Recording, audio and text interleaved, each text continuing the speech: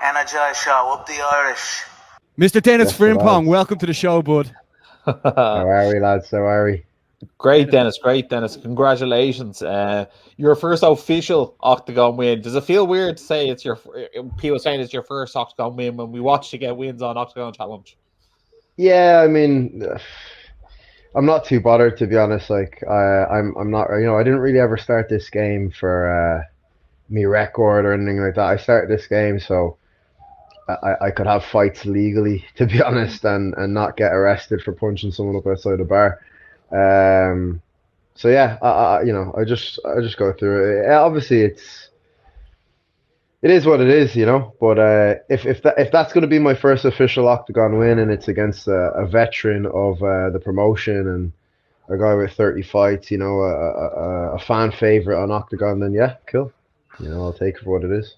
Dennis, obviously this fight had a lot of traction on it. Obviously, when it comes to fight week and it comes to weigh-ins and press conferences, you're constantly stealing the show for Oktagon. Have they said anything to you about that, or have they like praised you know, your ability to get more eyeballs on the fights?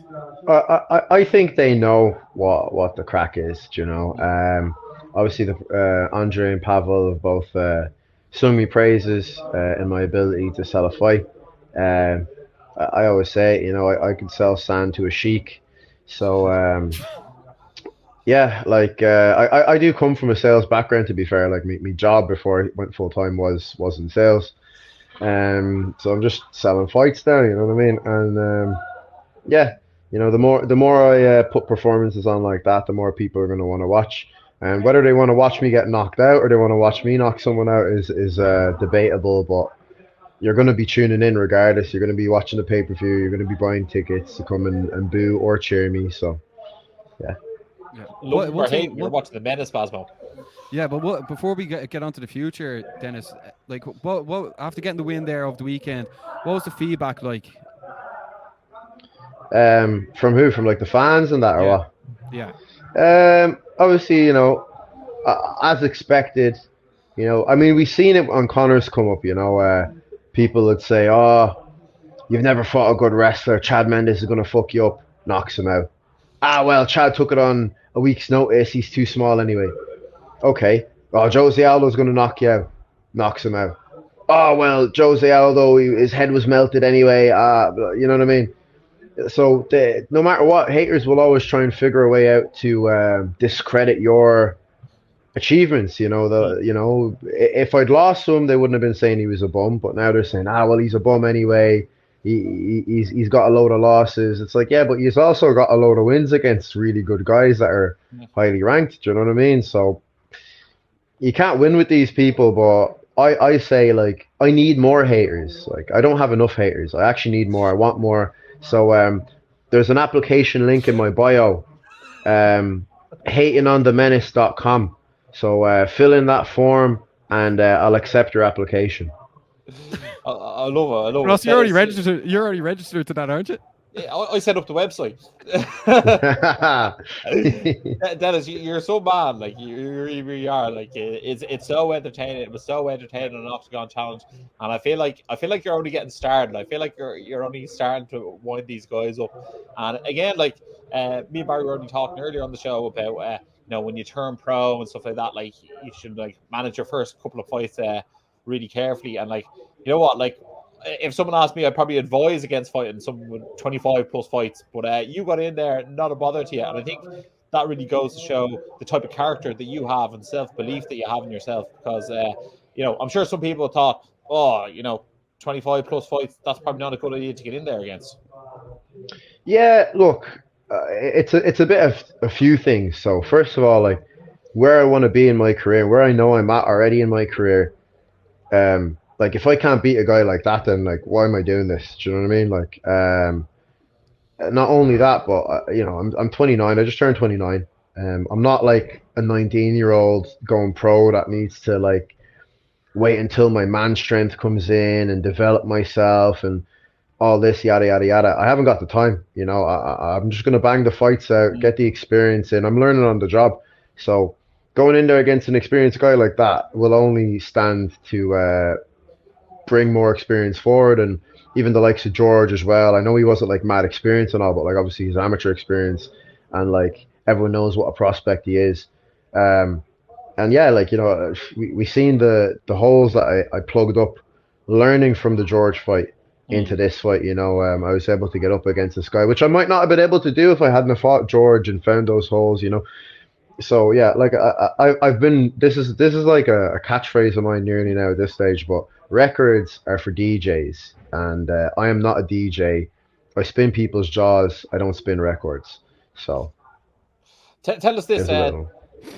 We love it. We love it. Tell us this. Obviously, the George fight, was that like a humbling experience for yourself? And Nah. no, the man doesn't get humbled. Nah. Listen, like it wasn't humbling in the sense that I knew how good he was. You know what I mean? Like obviously I was chatting a lot of shit about him and all that. Like, and I was saying I was going to knock him out, and I believed I was going to knock him out. But I knew he was good. It wasn't like I was taking him for granted. You know what I mean? He comes in with a certain skill set. You know, I wouldn't call what he does MMA exactly, but it works in the MMA cage. But yeah, you know, it wasn't humbling. It was a learning experience more so than a humbling experience. But I still know how good I am. You know what I mean? Just because someone really good beats you doesn't mean you're not good. You know, I still know I'm a high level guy. And like I say, when people go on to see what me and him go to do in the next 5 to 10 years, people look back at that fight and go, wow, why did they fight each other so early? Like, these are two top guys, you know what I mean? So yeah. Exactly. What was said to you after the event, Dennis, as well? Like, you know what I mean? Like, you're obviously one of the biggest names now just in the door at Oktagon. Like, what way do you see they're going to try and direct your career now for the next year? Well, I'm trying to get on this TIF Sport Game Changer tournament. What's that exactly? You know, so they're putting Octagon do €1 million tournament bracket. They done one last year at welterweight, and this year they're doing it at lightweight. Yeah, so basically most of the top guys in the lightweight division. They've also brought in a few other guys. I think Makwan Amirkhani got signed on. He's coming up to lightweight for it. But yeah, obviously you don't get $1 million flat out. Like if you win it, you get 300 grand for the final, but you get paid each step you go up. Yeah, incrementally. So I'm trying to get onto that. Obviously, a lot of people are going to say, "Oh, you don't deserve to be on that because of your record." But I mean, I just showed what I can do to someone with a better record than me, you know, with more experience than me. And a guy who was meant to be on that fought Jan Siraki not long ago and didn't have anywhere near as dominant a performance as I had against him. You know, didn't come near finishing him. Got dropped twice himself, and he's had to pull out with a hand injury. So I'm saying put me in instead of him. So we'll see what Andre and Pavel have to say about it. Obviously, I don't see why not. You know, they might say otherwise, but if not that, then we'll see where we go from there. But that's what I'm banking on for now. Yeah, well, like if Octagon are looking for the Irish eyes and the Irish market, like I mean, putting an Irishman in that tournament is the way to go, Ross, isn't it? Yeah, well, like if you want people to like put it this way, Barry, you didn't know about the tournament there. If you want people to know about the tournament, you put the Menace in there, and you'll have them. Everyone dying to get their hands on them in the bracket because it'll have wound them all up. So that's the thing as well. That's the thing, and like a lot of these guys that are in that bracket, I want to fight, and they've been ducking me over this whole record nonsense. So just put me in there, and then they can't duck me because you have no choice then but to fight me. And then let's see if I can do what I did to this last mismatch and mismatch them, you know. And that's another question for you. Obviously, you said it's at lightweight. Obviously, Shem fights at lightweight as well. Is he looking to get into the tournament as well? I don't think Shem's going to be at lightweight anymore, if I'm not mistaken. Is he going back down? I think he's gone down to featherweight. Yeah, I think they said it on the announcement. He called out a couple of featherweights.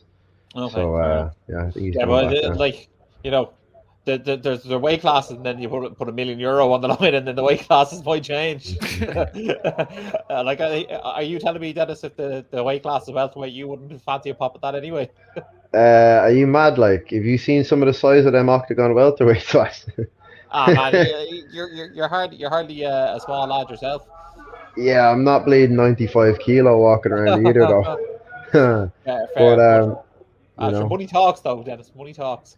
money does talk, but yeah, I don't know, mate. Maybe, it depends how much money it was, obviously, as well, and the skill Yeah, level of fair. the guys involved, But no, I think Shem's going down to featherweight. He's letting me take the reins for the Irish in this what they're calling the Champions League of MMA. So I've said it to them. They need someone to fly the tricolour in there. They've got people from all sorts of countries: Finland, Germany, Czech Republic, and yeah. So just put me in there, and let's see if these guys can handle me. Like, Well, you're definitely one person I want to see in that tournament, Dennis, because if we're going to cover it, we want to see you in there.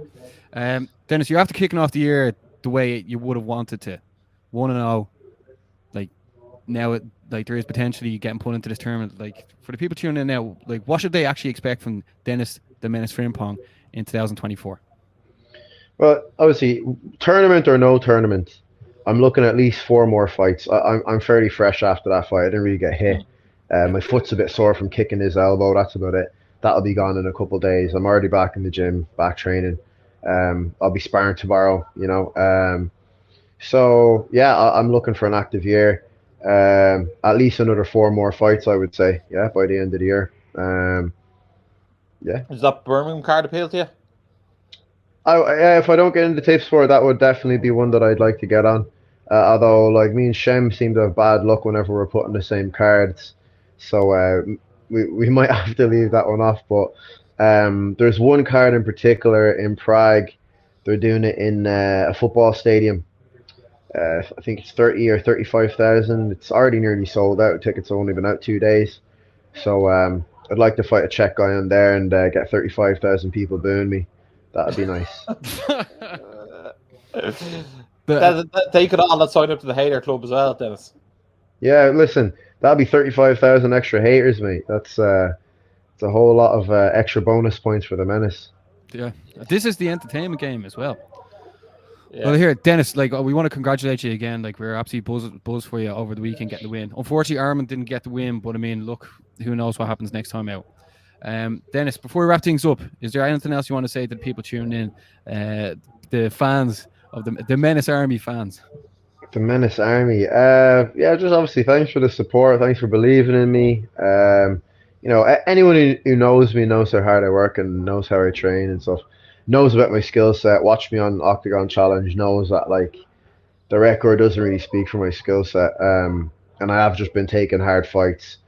And as well as that, let's be honest, if I don't know whether you've seen my pro debut as well. That, I don't know if you call.